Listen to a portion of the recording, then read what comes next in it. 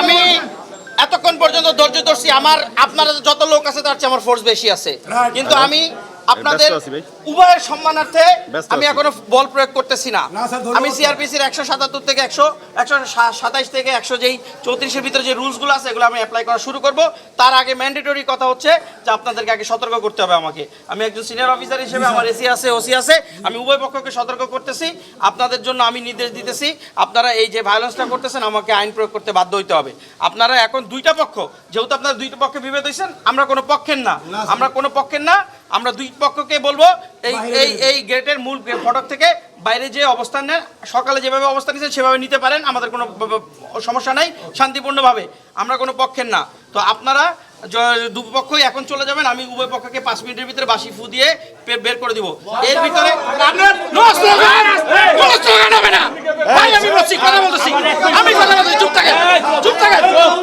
একদম কথা বলবেন না। আমি শেষ করি না কথা, আমি আপনারটা শুনলে ওনাদেরটা শুনতে হবে। এই জন্য আমরা কি বোঝার লোক না।